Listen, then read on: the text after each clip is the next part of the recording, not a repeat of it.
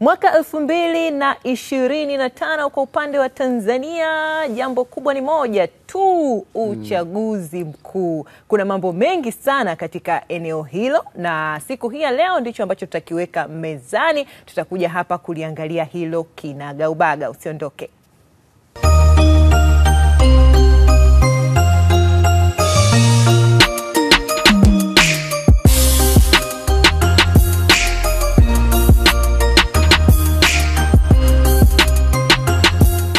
Kama alivyosema Messi, ni mwaka wa uchaguzi, lakini kubwa zaidi tunaangalia maandalizi ya uchaguzi. Inayoitwa Tume Huru ya Taifa ya Uchaguzi INEC inafanya jukumu la kuandikisha wapiga kura wapya, na hiyo inafanyika pia kule visiwani Zanzibar kupitia ZEC.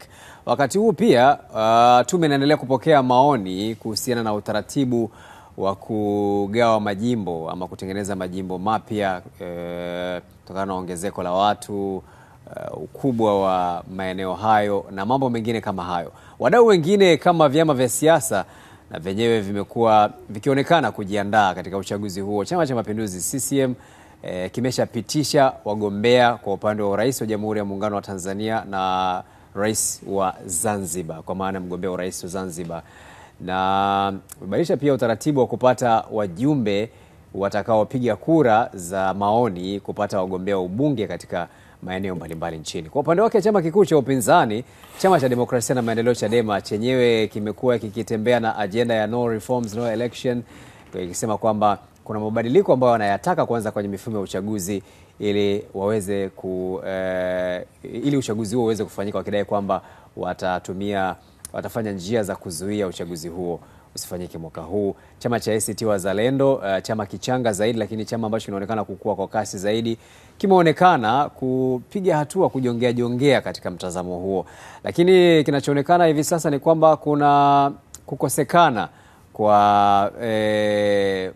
hali ya maridhiano ya kitaifa ama hali ya kukubaliana kitaifa wakati huu ambao imesalia miezi michache kuelekea uchaguzi huo.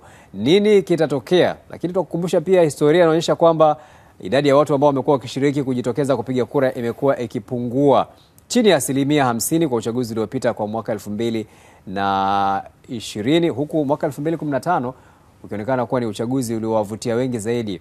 Wapiga kura zaidi ya 60% walishuhudiwa kujitokeza zaidi. Yote hayo tutaangalia kwa upana wake tukiwa na wadau wa siasa hapa. Selemani Makwita, yeye ni mkurugenzi wa shirika linalojulikana kama Action for Democratic Governance. Taungana naye kwa njia ya mtandao. Makwita, kama uko tayari, karibu sana. Asante sana. Na hapa studioni tunaye mchambuzi wa masuala ya siasa, Luqman Malota. Luqman, karibu sana. Asante sana. Na tuanzie hapa studio. Na nimezungumza hiyo ya kukosekana kwa naweza kutumia neno la Kiingereza national harmony ama national consensus, yani ile wote tunakuwa katika level moja kwamba sasa tuko tayari kwa ajili ya uchaguzi. Sasa tunasikia kuna makundi mengine wanasema uchaguzi itakuwa hivi, uchaguzi utakuwa vile, tutazuia, tutafanya hivi. Kwanza tuangalie kihistoria, imewahi kutokea hivi kwamba tunaelekea kwenye uchaguzi lakini kuna baadhi ya makundi yenyewe bado hayajaridhika na wanaonekana kama hawako tayari kuelekea kwenye uchaguzi husika? Tangu uchaguzi mkuu wa kwanza uliohusisha vyama vingi vya siasa mwaka 1995 hakujawahi kuwa na hali kama ya namna hii. Uchaguzi unapokuwa unakaribia ndivyo watu ambao wanavyokuwa, au hasa vyama vya siasa, wanasiasa wanapokuwa wanajipanga ili kwenda kugombea, kwa sababu kugombea uchaguzi kuna nafasi nyingi, kuna fursa nyingi. Kuna fursa ya kupata wabunge, kuna fursa ya kupata madiwani, lakini pia kwenye hizo fursa kuna fursa ya kupata wabunge viti maalum, kuna fursa ya kupata madiwani viti maalum, vile vile urais. Kwa hiyo kuna msukumo mkubwa wa watu kwenda kugombea ili kupata hizo nafasi, lakini kuimarisha vyama vyao. Unajua, kwenye uchaguzi kura zile ambazo wanazozipata ndizo ambazo zinakuja kuamua hata kiwango cha ruzuku ambacho unaweza ukapata. Usiposhiriki vizuri maana yake upati ruzuku. Ukishiriki vizuri ukipata kura nzuri kuanzia 5%, kwenye eneo la wabunge, lakini pia mpaka madiwani, unakuwa unapata ruzuku katika level hiyo. Kama ni wabunge, maana kwenye ruzuku ile ya serikali kuu unakuwa unapata kulingana na kiwango ambacho unakuwa umepata, kiwango cha kura kuanzia 5% kwenda juu. Kwa hiyo uchaguzi una sababu nyingi za vyama kushiriki kuliko kutokushiriki. Kwa miaka mingi imekuwa ni sababu kwamba uchaguzi ukikaribia, kila chama kinakuwa kinafanya maandalizi kwamba angalau kiweze kujihakikishia uwepo wake au mazingira yake ya kufanya siasa, kwa sababu bila fedha, bila ruzuku, maana yake mazingira ya chama kuishi yatakuwa ni magumu sana. Yes. Na sheria zetu za uchaguzi na katiba yetu inazungumza nini endapo tunaingia kwenye uchaguzi, baadhi ya vyama vinasema hatupo tayari? Yaani itazingatia kitu gani kwamba tuende kwenye uchaguzi? Sasa unajua, mwisho wa siku ni sheria, maana ni yani katiba ndio inayofanya uamuzi. Katiba yetu inataka kila baada ya miaka 5 nchi ingie kwenye uchaguzi. Kwa hiyo kwa sababu kila baada ya miaka 5 nchi inatakiwa ingie kwenye uchaguzi, kwa mfano rais anatakiwa aondoke au aendelee baada ya kuchaguliwa tena. Sio kwamba eti. Kwa hiyo kipindi chote hiki yani lazima uchaguzi ufanyike. Bunge linatakiwa lifike kikomo chake.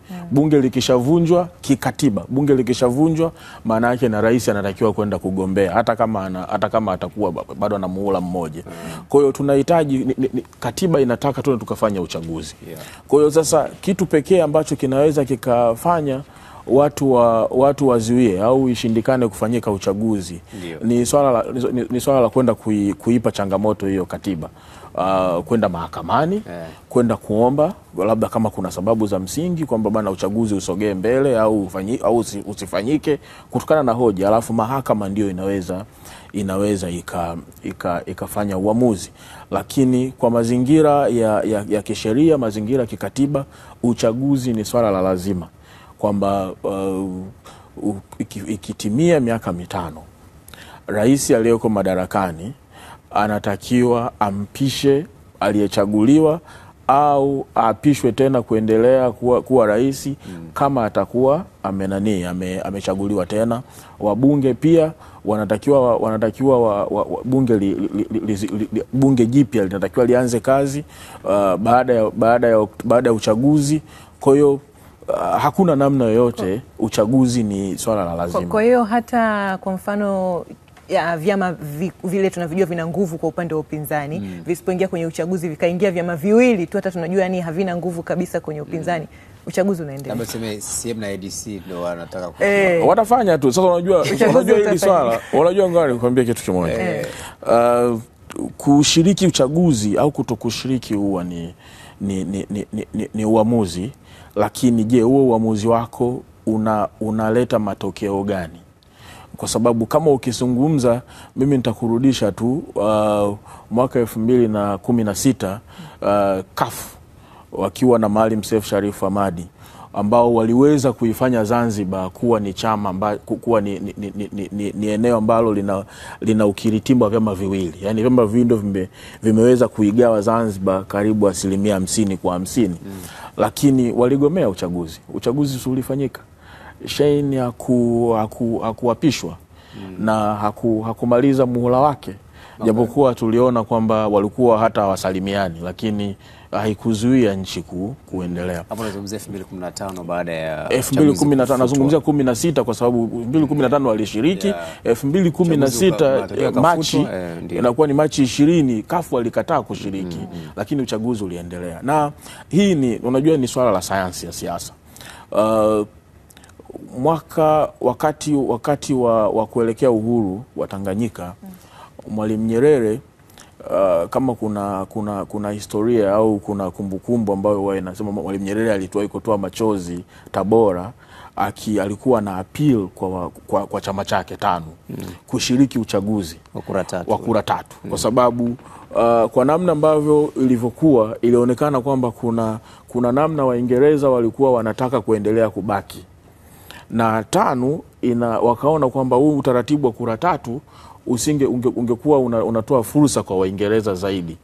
Lakini Mwalimu Nyerere aliwaambia Waingereza kuna vyama ambavyo kuna vyama ambavyo wataweza kuzungumza nao na watashiriki uchaguzi.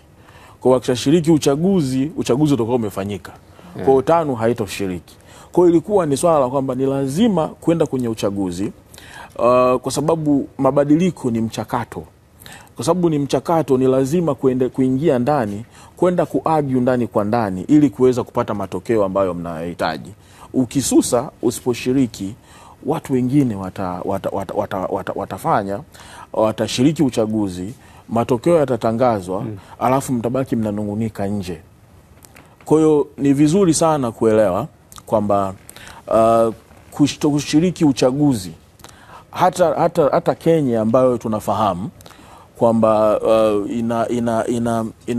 Raila Odinga na nguvu kiasi gani, baada ya uchaguzi kubatilishwa, matokeo ya urais mwaka 2017 kubatilishwa, aligoma kurudi kwenye uchaguzi. Uhuru Kenyatta alishinda kwa asilimia kubwa sana, na Uhuru Kenyatta akawa rais mpaka 2022 alipostaafu, isipokuwa tu baadaye tu alikuja kupeana mkono, na katika mkono huo wala hukuwa na mkataba kama huu wa sasa wa Ruto na Raila. Kwa hiyo kuna madhara makubwa kutokushiriki uchaguzi kuliko faida za kushiriki. Kwa sababu kushiriki unajua mambo mengi tunayazungumza yamekuwa yakitokea. Kuna hofu kuanzia 2019, kuna hofu 2020, lakini kuna hofu ambayo ilitokea pia mwaka jana 2024, uchaguzi wa serikali za mitaa. Sasa yale ambayo yametokea, unadhani majibu yanapatikana vipi sasa, bila kuingia ndani kuyakabili ili matokeo yaweze kutokea? Sasa Seleman, kwa haya ambayo yanaendelea, upande huu unasema hivi au wanasema vile, inaathiri kwa kiasi gani utayari wa wananchi, hasa kundi kubwa la vijana, kushiriki na kuwa na hamu ya kushiriki katika uchaguzi, tukizingatia kwamba kumekuwa na mwenendo usio mzuri wa idadi ya watu wanaojitokeza kushiriki kwenye uchaguzi imekuwa ndogo, wanaita voters apathy, imekuwa ya juu? Kimsingi ni kwamba sababu ziko nyingi za watu kutojitokeza kupiga kura, na kuna wachumi wanasema other factors remain constant, kwamba sababu haiwezi ikawa moja tu iliyopelekea jambo fulani. Sababu zinaweza zikawa nyingi tofauti. Kwa hiyo inawezekana sisi watu wa asasi za kiraia tukawa tunasema kinachopelekea watu kutojitokeza labda ni elimu. Hawana elimu ya uraia, hawajui kwa nini wakapige kura. Wanapewa tu elimu ya mpiga kura, yani namna ya kupiga kura, lakini hawajui nini kinisukume mimi nikapige kura. Lakini sasa hii ni sababu moja, sababu zingine zinaweza zikaendelea kuwepo. Sababu nyingine ambazo zinaweza zikaendelea kuwepo, tunaweza sema kwamba labda kutokuwa na imani na mazingira yaliyopo ya kisiasa nchini. Inaweza ikawa ni moja ya sababu. Kwa hiyo hii inaweza ikapelekea watu waseme na hii nyingi waga tukiuliza vijana, kwa nini nikapige kura bwana? Tunajua nani atashinda. Hizi ni kauli ambazo za vijana mara nyingi huwa wanazitoa. Sasa hii ina maana gani? Yanapotokea masuala kama haya ya kutokuaminiana kwamba labda kisipofanyika hiki sisi hatutojitokeza, ni muhimu kuyafanyia kazi kitaifa, kukaa chini, kujadiliana na kutatua matatizo kama haya. Hii inaongeza imani kwa wananchi na inaongeza hata utayari wa wao kuendelea kujitokeza katika michakato ya uchaguzi. Na tukitizama kwa uchaguzi uliopita, nusu ya waliojiandikisha hawakwenda kupiga kura, almost nusu jiandikisha.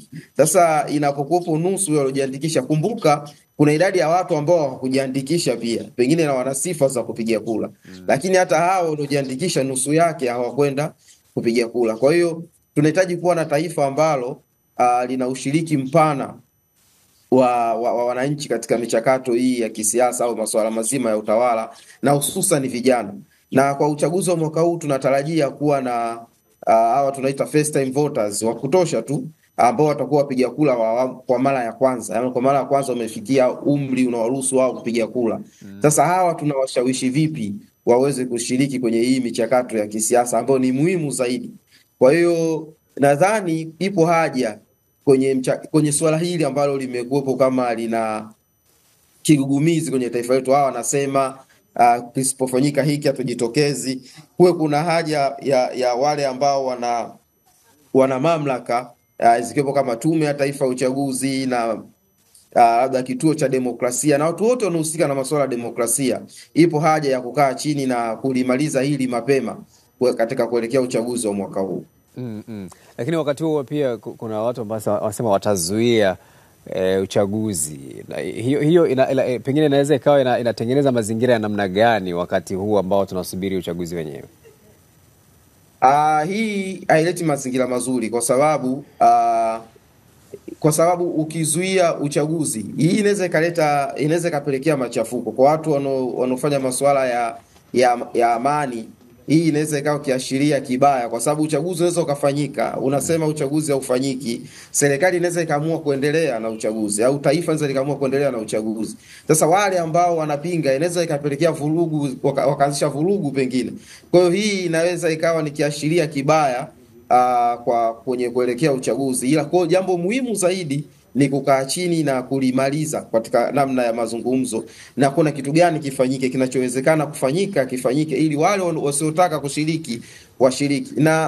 Lakini pia niseme hawa wanaosema kwamba tunaweza tusishiriki wasikilizwe pia, kwa wana hoja gani za msingi na zifanyiwe kazi zinazowezekana kufanyiwa kazi, kwa sababu hili ni taifa na linahitaji kujengwa na watu wote tukiwa na mtazamo mmoja. Sasa isiwe ikatokea tunaanza kutengeneza makundi, inaweza ikawa kiashiria kibaya huko mbele tunapokwenda. Kwa hiyo wale wanaosema hatuwezi kushiriki, zisikilizwe hoja zao, na kama zinaweza kutatuliwa au zinaweza zingine zikabaki za kusema hizi tunaweza tukafanya baadaye kwa namna hii, ikatokea wanasema kwa lugha ya kigeni ku compromise kwa namna moja ama nyingine, ili uchaguzi uweze kufanyika. Kwa sababu zitakapotokea namna yoyote vurugu ama sababu zitakazopelekea uchaguzi usifanyike, mwenzangu hapo ametoka kusema kwamba itapelekea uvunjifu wa katiba, kwa sababu uchaguzi ukifanyika na kuna watu wataendelea kubaki madarakani. Tumeona kinachoendelea Ukraine. Rais alikuwa madarakani, muda wa uchaguzi umefika, anasema hatuwezi kufanya uchaguzi kwa sababu tupo kwenye vita. Kwa hiyo sasa inawezekana ikawa sababu ni vita, lakini inawezekana ikawa ni vita ni njia ya watu kuendelea kubaki kuwa madarakani, hata wale ambao tunaona hawatufai. Kwa hiyo unaweza ukasema sishiriki uchaguzi, lakini ikawa pengine ndio umetoa tiketi ya mtu ambaye umtaki endelee kubaki kwa muda mrefu zaidi, akasema tuna mgogoro mpaka mgogoro uishe. Sasa bora tuwe na namna bora ya kukubaliana, vinavyowezekana kukubaliana, uchaguzi ufanyike na watu wafanye maamuzi. Sasa na Lukman, hiyo namna bora ni ipi ambayo inaweza kutumika kutengeneza mazingira ya kukubaliana kama taifa? Kwanza kukubaliana siku zote ni kwenda kwenye meza ya mazungumzo, na nilimsikia makamu mwenyekiti wa CCM mzee Steven Wasira alipochaguliwa tu kuwa makamu mwenyekiti, aliomba mazungumzo, na nalikumbuka pia jibu la mwenyekiti wa Chadema Tundu Lissu. Alisema yeye sio hadhi yake, kwamba unafikiri alikuwa na maana kwamba anapaswa kukutana na Rais Samia Suluhu Hassan. Lakini mimi nadhani swala sio kutunishiana misuli au swala la kuona nani mwenye hadhi nani hana hadhi. Swala ni hoja, kwamba tuna hoja zipi na tunafikiri kwamba hizi hoja tukizijadili zinaweza zikaikwamua nchi kwa kiasi gani. Kwa sababu kwa mazingira ambayo yapo sasa hivi, kama unataka kuzuia uchaguzi, kuna njia mbili tu ambayo unaweza ukafanya. Ya kwanza ni kwenda mahakamani, na huo mchakato umeshaanza. Mahakama itatoa uamuzi lini, na unataka reforms. Hizo reforms haziwezi kufanyika bila bunge. bunge tunatarajia June litakuwa linaweza lika expire. Yeah. Kwa hiyo bunge likiwa lime expire June, utakuwa tayari kupeleka haya mabadiliko ya kikatiba kwa ajili ya kufanya hizo minimum reforms za kikatiba ili kuweza kuruhusu mabadiliko ya sheria za uchaguzi. Haiwezekani. Kwa hiyo labda utahitaji bunge maalum labda liketi kwa dharura, ambaye mwenye mamlaka kuitisha ile bunge la dharura ni nani? Ni Rais Samia. Kwa hiyo kumbe mnahitaji mijadala ili kuweza kufanikisha hayo malengo. Lakini kitu cha pili ambacho unaweza ukakifanya ni labda ni kuappeal kwa umma, kwamba umma ndio utoe pressure, alafu serikali ione kwamba kwa namna ambavyo tunakwenda hatuwezi kufanya uchaguzi bila kuwa na mabadiliko ya kikatiba. Na hiyo ni kwa sababu wapinzani kwa sehemu kubwa hawana wabunge. Kwa hiyo angalau kungekuwa na wabunge, tungesema kwamba wangeweza kuargue ndani ya bunge, labda kuwashawishi na wabunge wengine kutengeneza resolutions ambazo zingeweza kuiambia serikali kwamba ni lazima tufanye mabadiliko haya. Sasa kwa sababu kutokana na mazingira haya yalivyo, na kutokana na mazingira pia haya ya kwamba mnahitaji kwenda kuappeal kwa umma, na kwenda huko kwa umma mtazunguka kwa muda gani, na je mna nguvu gani ya ushawishi? Miaka minne iliyopita, miaka mitano iliyopita, Chadema ambao ndio wanabeba agenda ya no reforms no election, walikuwa wana uwezo, walikuwa wana msuli wa kuchangisha zaidi ya milioni 300 ndani ya siku 2. Lakini tumeona juzi tangu wameanza kuchangisha zaidi ya wiki 2 wamepata shilingi milioni 64. Kwa hiyo unajiuliza kwamba hata uwezo wa kushawishi tu peke yake bado ni mdogo. Je, mnaweza kwenda kushawishi umma ili waunge mkono, alafu serikali ianze kuiona hiyo pressure kwamba kweli kwa mazingira yaliyopo kwenda kufanya uchaguzi tutakuwa nchi inaweza ikavurugika. Sasa mazingira yanatuonyesha kwamba kwa Tanzania uchaguzi kuuzuia ni vigumu sana. Uchaguzi kuuzuia ni vigumu. Na ndio maana ilipaswa, kitu cha kwanza ambacho mimi nadhani Chadema walikosea, cha kwanza kabisa ni kwamba wakati wanatangaza msimamo wao wa no reforms no election, ilikuwa ni Desemba 10, 2024. Sasa walipotangaza siku hiyo, ungetarajia wangebaki kuwa wamoja ili waende kutoa pressure kubwa kwenda kutaka haya mabadiliko ambayo wanayataka. Lakini siku 2 baadaye wakaanza kuvurugana tena wao wenyewe. Huyu Mbowe huku, Lissu huku. Kwa chama chenyewe kina mgawanyiko. Nimeona juzi Lissu wakiwa kwenye mkutano wa Bawacha, baraza la wanawake Chadema. Anasema kuna wajumbe wa mkutano wa kamati kuu.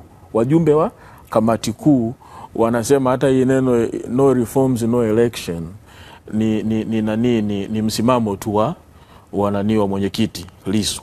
Kwa hiyo akawa anajaribu kufafanua hoja ilitokea wapi na nini. Kwa hiyo inakuonyesha pia kwamba kuna tatizo la kwamba hata chama chenyewe bado hakijawa pamoja, hakijaweza kutibu majeraha yao. Kwamba kuna ambao wanatamani waende kwenye uchaguzi, kuna ambao unajua, ngoja nikwambie kitu kimoja. Kwa sababu uchaguzi, kuna watu wengine, wanasiasa wengi, labda nasema watu wengine ukafikiri kama ni wachache, yaani kutokana na mazingira yaliyopo, wanasiasa wengi wanachukulia uchaguzi kama ni lift ya maisha.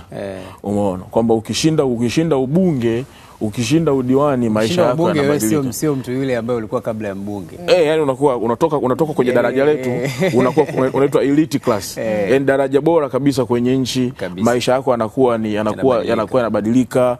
Kwa hiyo sasa zile fursa watu wengi wanazihitaji. Kwa hiyo ukiwaambia wasishiriki uchaguzi, alafu yeye akijiangalia anaona kwamba ana uwezo kugombea na mazingira haya na mifumo hii na sheria hizi na akashinda. Kwa hiyo inaleta kidogo mtifuano ndani ya chama, na tumeanza kuona wao wenyewe. Sasa kwa mazingira hayo, lakini wanajiangalia kwamba 2020 walipeleka timu uwanjani wakaambulia mbunge mmoja kaka. Sasa wanaona sasa inawezekana 2025. Sasa hayo mawazo ni mawazo sawa. Kwa mfano, ulikuwa una sababu gani ya kushiriki uchaguzi wa serikali za mitaa kama ulishindwa kushiriki kama 2019? Labda pengine walijua kwa sababu sasa hivi utawala umebadilika, kumekuwa na mazungumzo, kuna 4R, kumekuwa na masuala ya maridhiano, labda wao wanavyosema walidhani mambo yamebadilika, lakini walichokiona kwenye uchaguzi wa serikali za mitaa kinawafanya waone kwamba mambo yatakuwa hivyo hivyo kwenye uchaguzi unaokuja. Na ndio maana nikasema mwanzoni, nilisema kwamba ni safari ya kudai demokrasi huwa ni mchakato, na sio huwezi kuifanya kuwa ni shortcut, kwamba haya mambo hayaendi tu ghafla kwamba kesho asubuhi tutaibuka sheria zitakuwa sawa kabisa, tutaona. Lakini mimi ninachoamini ni kwamba uchaguzi kulingana na mazingira ya nchi yetu yalivyo, usipofanya uchaguzi maana yake unasema Rais Samia aendelee kubaki madarakani kwa mazingira ya dharura. Unataka Rais Samia aendelee kuwa na mawaziri hawa ambao yuko nao kwa sababu ndivyo katiba inamruhusu kwenye mazingira ya dharura, kwa sababu hamna uchaguzi na nini. Unajua, ingekuwa katiba ya nchi yetu, kwa mfano sasa hivi Romania, rais aliyekuwa rais wa Senate ndo anaongoza nchi sasa hivi, kwa sababu ndo katiba inasema kwamba baada kwa sababu uchaguzi uliahirishwa au ulisitishwa na mahakama Desemba, wanakwenda sasa kwamba huyu rais anamaliza muda wake, aendelee kubaki madarakani. No, katiba ilishasema kwamba huyu rais lazima atoke. Kwa hiyo sasa rais wa Senate ndo anakuja kuongoza nchi kipindi cha mpito, na ni rais wa mpito. Sasa angalau hata katiba yenyewe ingekuwa inatoa fursa hii kwamba labda mkisitisha uchaguzi atakuwepo rais wa mpito ambaye ni spika au yoyote yule au jaji mkuu, kwamba atakaa pale kwa kipindi cha mpito, mkiamini kwamba kupitia yule mnaweza mkatengeneza pressure ili mabadiliko yatokee angalau. Lakini katiba inampa fursa huyu ambaye mnataka mnashindana naye, ndo huyo atabaki madarakani. Sasa bahati mbaya zaidi unakutana na mtu mwingine ambaye anaona kwamba mbona mazingira haya ya dharura haya ni mazuri tu, ngoja mimi niendelee tu hivi na kwa sababu wakati huo atakuwa hata bajeti kubwa hana, ananogewa kwamba wakati huo anakaba endelee na michakato kwa watu anaendelea tu, anaendelea hivyo. Sawa Lukman, na kikubwa hapa tunachoangalia ni demokrasia. Tunasema tuna serikali tunataka ya demokrasia, kama ni ya demokrasia basi ni ya watu, iliyoundwa na watu kwa ajili ya watu. Sasa watu hawa wametoka kuzungumza hapa, tunazungumzia uchaguzi mkuu uliopita, ilikuwa ni nusu ya waliojiandikisha tu ndio ambao walifanikiwa kwenda kupiga kura. Tunarejea kwako Selemani. Tueleze katika tafiti zenu ni vitu gani vinawashawishi watu kwenda kupata kadi ya mpiga kura, na ni vipi ambavyo vinamshawishi mtu mwenye kadi ya kupiga kura asiende kupiga kura? Kama kile kilichomshawishi kupata kadi ya mpiga kura, basi hicho kimshawishi kwenda kupiga kura, basi mazingira hayo yawekwe. Kwa sababu kama tunataka serikali ya watu na nusu ya waliojiandikisha hawajapiga kura, maana yake hakuna serikali ya watu. Viongozi wanachaguliwa na watu wachache. Asante.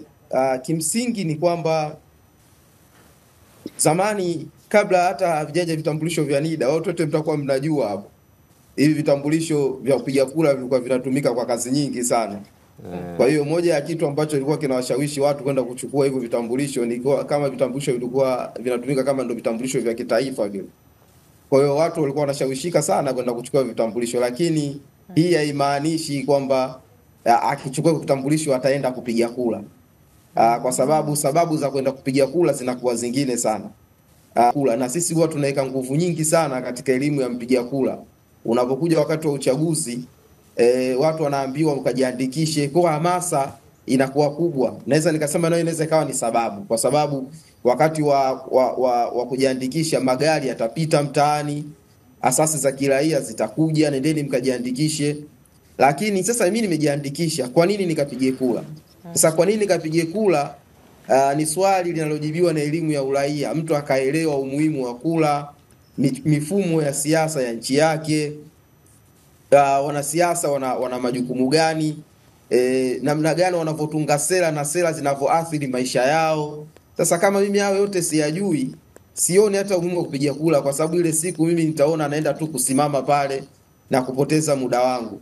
Kwa hiyo kikubwa, kama tunavyoweka nguvu kubwa sana kwenye elimu ya mpiga kula, asasi za kiraia na hata hizi taasisi za kitaaluma, vyuo vikuu na hata na wadau wote wa demokrasia ikiwemo vyama vya siasa, tuongeze nguvu kubwa sana kwenye kuambia ile why nikapige kula, kwa nini nikapige kula, kuliko ile kwamba nenda kapige kula au kula inapigwa kwa namna hii.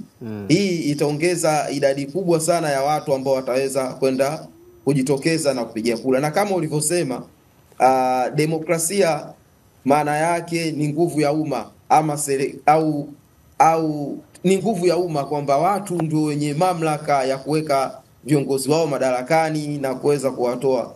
Lakini kama watu wenyewe hawashiriki, maana yake inakuwa haina maana na inapoteza mvuto.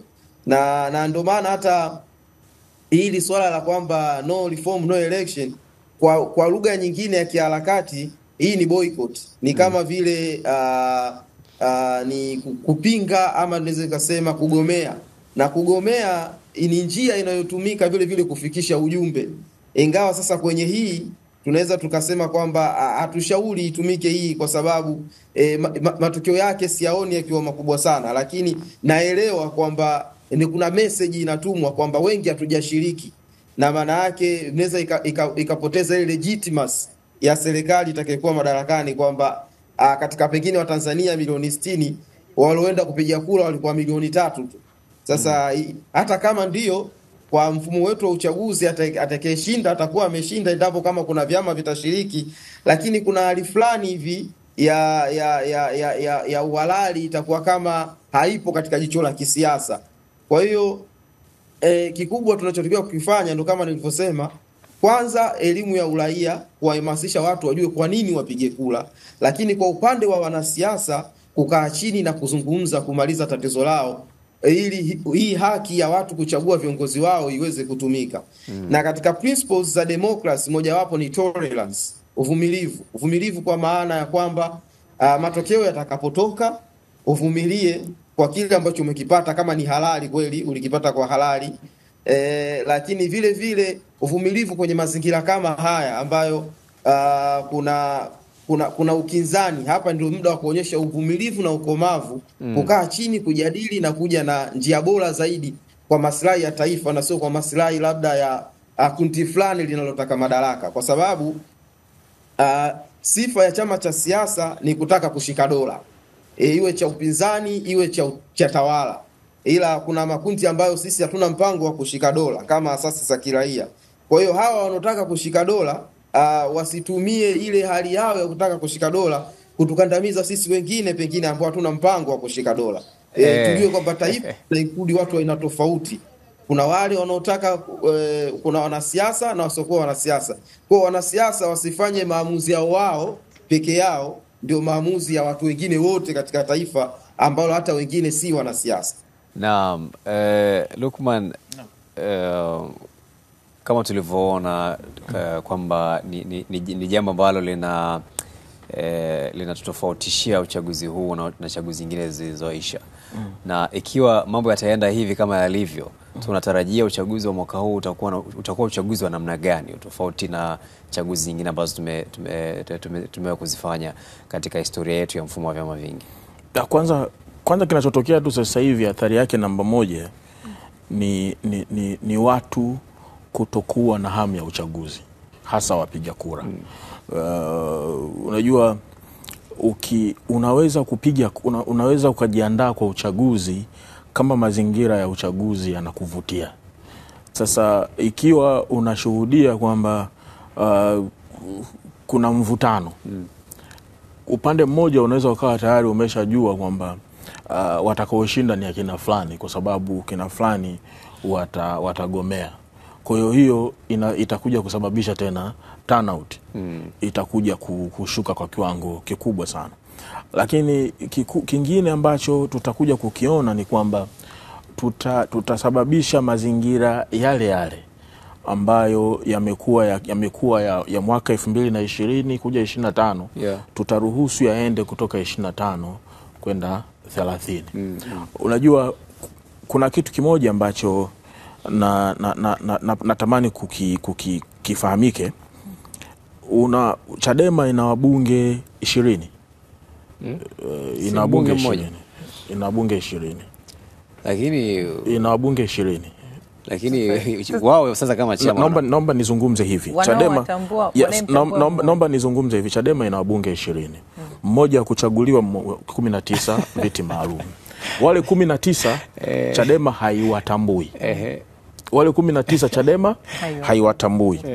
Kwa hiyo kama lakini mifumo inatambua kwamba ni wasanii. Tunazungumza kwamba kwa sababu wale hawana tiketi nyingine, ni tiketi ya Chadema. Na tunajua kwamba kuna drama nyingi zinazoendelea. Lakini najaribu kuzungumzia kwamba hawa bunge 20 kama Chadema ingekuwa inawatambua wote. Unaweza ukawaza ni kwa namna gani wangekuwa wana uwezo angalau wa kupressure agenda zao ndani ya bunge. Umeona? Lakini kwa sababu wabunge wale 19 Chadema haiwatambui na ina mbunge mmoja ambaye naye yupo tu haeleweki kama of course kwa sababu ni kiongozi ndani ya Chadema. Kwa hiyo wanamtambua, lakini hawa 19 hawatambui. Kwa hiyo mazingira haya ukiruhusu tena 2025 kwenda 2030 mazingira haya yakaendelea, unaweza ukajionea mwenyewe jinsi ambavyo kama chama mtakuwa mnaendelea kuathirika. Mazingira ya sasa, kwa sababu angalau kuna viruzuku vinapatikana vinaweza kuendesha chama kwa kiwango fulani. Mkigomea kabisa uchaguzi, manake na hata hicho kidogo kilichokuwa kinapatikana kitakosekana. Lakini mimi naamini kwamba wakati mwingine watu wanaamua kugomea uchaguzi kwa ajili tu ya kutengeneza statement, kuhakikisha kwamba kama nchi wajue kwamba sisi hatukubaliani na hii hali. Lakini mimi nakumbuka Maalim Seif Sharif Hamad, nitamtolea mfano mara nyingi kwa sababu yeye ni mfano hai wa siasa za kugomea, kupinga, kususa mara nyingi sana. Siasa za ngangari. Mwaka 2016 mpaka 2020 wamekaa nje, lakini 2020 walirudi kwenye uchaguzi. Pigo walilopata hawakuwahi kulipata tangu mfumo wa vyama vingi vya siasa ulipoanza mwaka 95. Walijikuta sijui wana wajumbe baraza la wawakilishi wachache sana. Wana wabunge wachache sana alipogombea kupitia ACT Wazalendo. Lakini mwaka 2016 aligoma, alikuwa na timu kubwa lakini akagomea. Lakini mwaka 2020 akakubali kuingia pamoja na wachache, na alipoulizwa alisema kwamba tumeshapima, tumeshasusa mara nyingi na tumeshaona madhara ya kususa. Hakuna mabadiliko yote ambayo ameyapata. Alisema kwamba ukisusa walikuwa wanaamini kwamba angalau unaweza ukashawishi hata jumuiya za kimataifa zitie pressure kwenye nchi, lakini hakuna walichofanikiwa. Na tunakumbuka kati ya mwaka 2017, 18 kulikuwa kuna kusitisha misaada kadhaa. Sijui mara nani Marekani amesitisha msaada huu, mara wapi European Union, lakini hiyo ili haikuzuia chochote. Kwa hiyo mwishoni Maalim Seif akaona kwamba kumbe ni vizuri kwenda kukabiliana tukiwa ndani. Kwa sababu ni makabiliano hayo ndio yaliyosababisha mabadiliko ambayo Zanzibar waliyafikia. Kwa hiyo kwa kususa Zanzibar ikawa imerudi nyuma. Sasa leo hii ukisema kwamba hatushiriki uchaguzi, kuna watu wanakuwa wananyua wametulia. Alafu vitu vitafanyika, watu watakuwa wanakaa wanasikilizia. Unajua uzuri wa nchi yetu, kila mtu anamsikilizia mwenzie. Umeona? Mkiitisha maandamano, kuna mtu amekaa hivi anajua kama wataandamana wengine. Kwa hiyo anakimbilia kwenye TV. Lukman, unadhani ni njia ipi bora ambao wanaweza wakaitumia kupetition mambo ambayo wamekuwa wakilalamikia? Kwa mfano kuenguliwa kwa wagombea wao, wamekuwa wakidai kwamba wagombea wao takriban 60 walienguliwa katika uchaguzi tu huu wa serikali za mitaa uliopita, na sababu ambazo wao wanasema hazina mashiko. Kwa mfano mtu ameshindwa kujaza vizuri form na vitu kama hivyo. Na haya ni malalamiko ambayo wamekuwa wakiyatoa kwenye chaguzi nyingi zilizopita, lakini hakuna mabadiliko. Unadhani ni njia ipi tofauti wanaweza kuitumia ili wapate matokeo wa kila wanachokipata? Mimi naamini kwenye mfumo wa kimahakama, whether unaamini au huamini, lakini ni lazima kwenda kuyakabili au kupeleka malalamiko haya mahakamani. Lakini ACT Wazalendo walifungua kesi 21 mahakamani kupinga mambo yaliyotokea kwenye uchaguzi huu wa serikali za mitaa uliopita. Kuna mabadiliko ambayo umeyaona? Yes, unaona kama kuna maeneo mengine nimesikia kuna sehemu mpaka wametengua, si ndio? Nafikiri Kigoma, si ndio? Kuna sehemu nimesikia mpaka kuna mjumbe mwenyekiti sijui wa mtaa ametenguliwa. Maeneo mangapi? Sasa ndo maana nimekwambia ni mchakato. Kwa sababu usitegemee kwamba asubuhi utakuja kupata tu kila kitu kiwe sawa upande wako. Haya mambo ni mchakato. Mimi naamini kwamba kama Chadema ile Desemba 10 waliposema no reforms no election, wangetoka pale kwenda kufanya maridhiano na vyama vingine, kwa sababu muathirika wa uchaguzi sio Chadema peke yake. Kuna vyama vingine ACT, lakini pia kuna asasi za kiraia wako tayari kushirikiana nao. Kwa hiyo mimi nadhani kama wangeamua kushika sauti ya pamoja kwenda kusimama mahakamani na kutia pressure, pengine leo tungekuwa tunazungumza kitu tofauti. Lakini nimetangulia kusema mwanzo kwamba wakati mnaanza nyewe no reform no election, mnaanza kwanza kugombana ndani, alafu mkitoka hapo mnakuja kusema kwamba bana hawa ni CCMB, sisi ndio wapinzani, wale sijui ni akina nani. Mkikosa sauti ya pamoja lazima mtawaliwe tu inavyotakiwa, kwa sababu mifumo yote hata wakoloni walikuwa na mfumo huo wa kwamba tunawagawa ili tuwatawale vizuri, kwa sababu kipindi ambacho nyewe mtakapokuwa mnalumbana wenyewe, sisi tuendelea kufanyaje? Tutaendelea kushika hatamu. Kwa hiyo mimi nafikiri jambo la msingi ambalo linaweza likafanyika kwa mazingira ya Tanzania yaliyopo ilikuwa tu ni kupambana mahakamani, na haitakiwi kuchoka, kwa sababu haimaanishi kwamba eti kwa sababu juzi ulifungua kesi ya wakurugenzi alafu baadaye wakati wakakata rufaa na kesi ikawa watu wameshinda ndio muishie hapo. Huu ni mchakato, na mchakato lazima uendelee. Kwamba mpaka kufikia hatua tunapata matokeo ambayo tunayahitaji, haiwezi kuwa asubuhi tu tunakuta kila kitu kiko mezani kama vile unakunywa kikombe chako cha chai.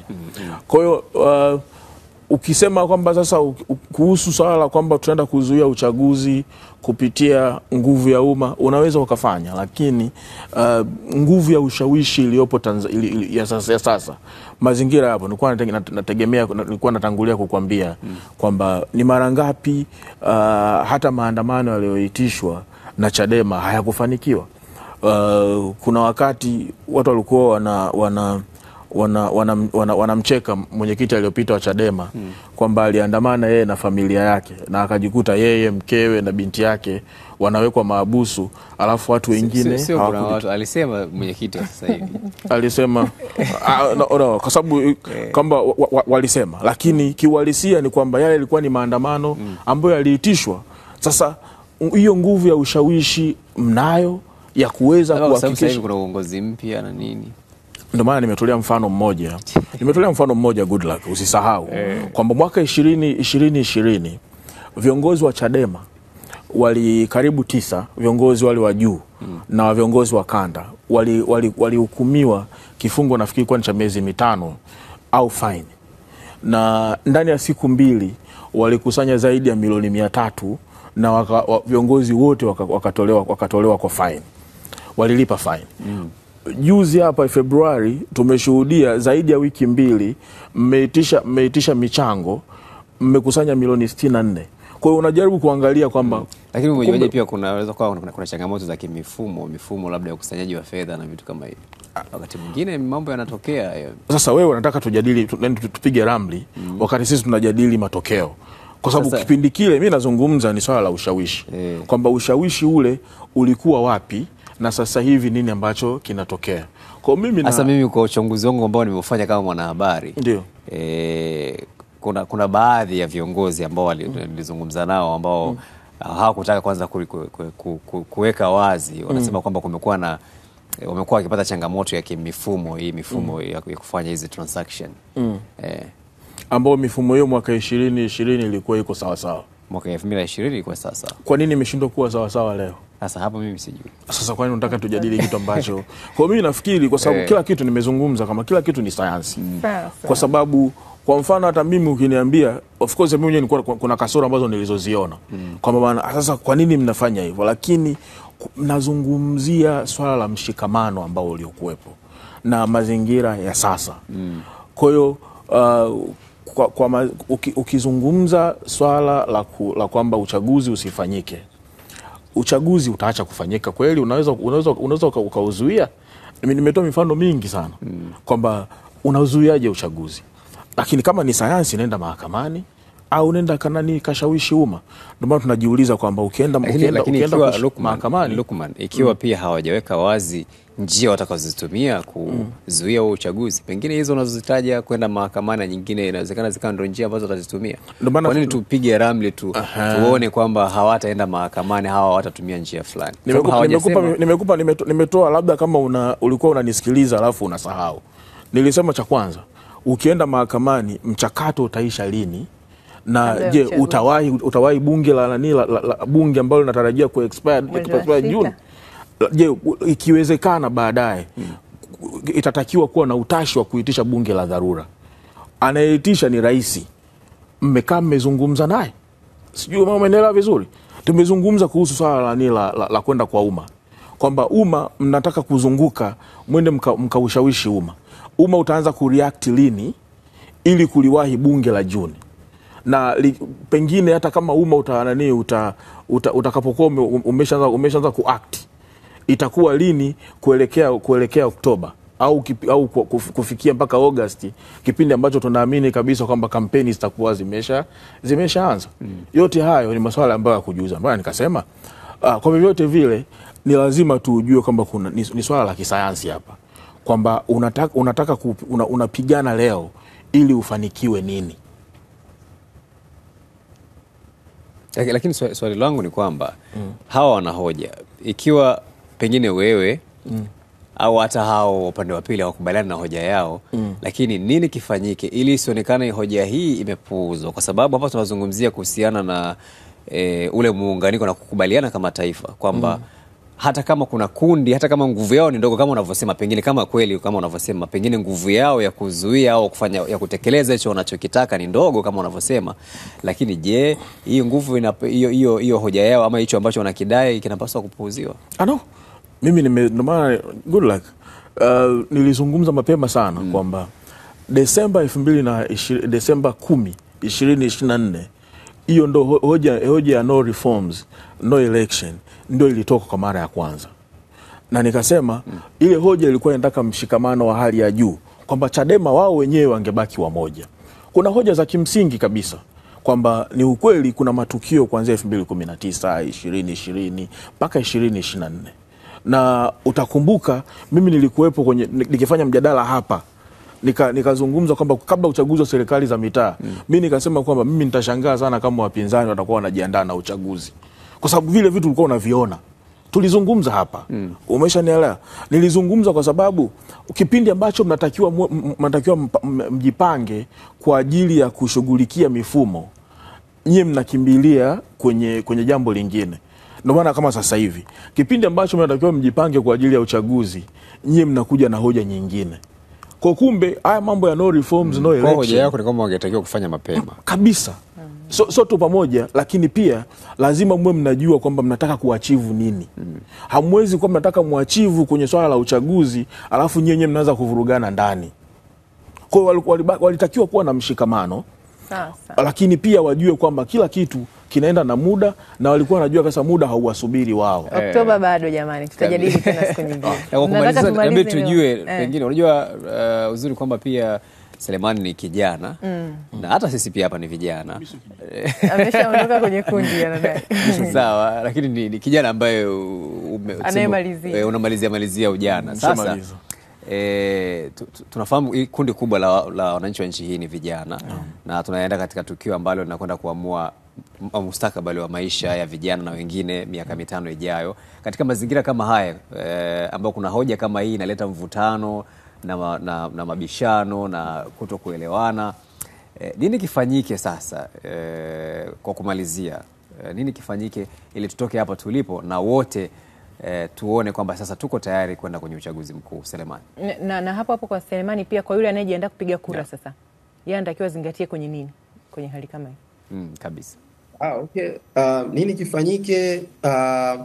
Nadhani tumetoa mapendekezo kadhaa katika mazungumzo yetu. Mojawapo ni kwamba kuhakikisha kuna mijadala ya kufikia niseme suluhu ya hiki kinachoendelea, na mijadala hii ni vema ikafanyika mapema, na lengo hasa ni kuhakikisha kwamba tunaelekea kwenye uchaguzi, kwa sababu nakubaliana na kauli moja hapo kwamba kuna njia mbili za msingi ambazo zimekaa kisayansi, kwamba aidha itumike mahakama, ingawa michakato ya kimahakama tunajua inaweza ikawa mirefu, lakini njia ya pili ni kuhakikisha kwamba vyama vya upinzani vinakuwa vina wabunge wengi huko bungeni, ili mapambano yakaanzie bungeni, ambako mabadiliko mengi ndio huwa yanaanzia huko na yanafanyika.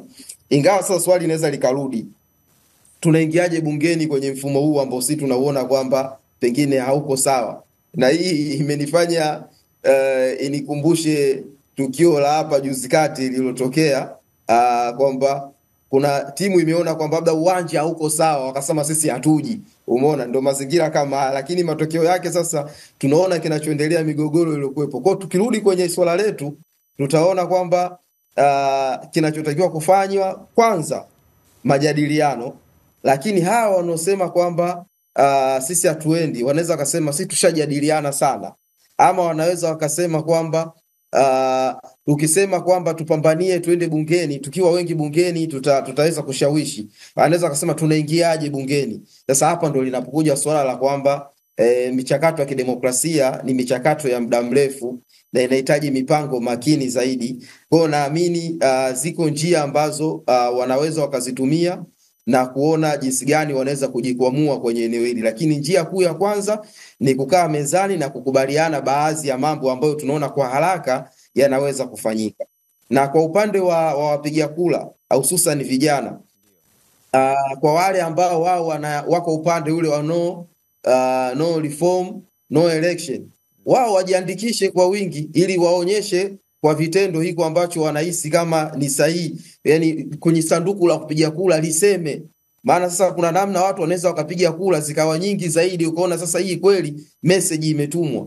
Wao njia pekee ni kujiandikisha na kushiriki, sio huu mfumo wa kila siku ambao tunaona waliojiandikisha nusu yake hawajaenda kupiga kura. Kwa sababu mara nyingi huaga tunawachia wanasiasa wanazungumza haya maswala, lakini kwenye vitendo sasa aidha wakiitwa jitokezeni hawajitokezi, tukapige kura, watu hawaendi kupiga kura. Lakini kwa upande wa serikali kwa ujumla wake, naona kuna haja ya kuzingatia hizi hoja zinazoibuliwa na kuweza kutatuliwa kwa busara zaidi, ili kuleta ule sasa umoja wa kitaifa na kuleta ile serikali hasa tunayosema ni serikali ya watu iliyowekwa na watu.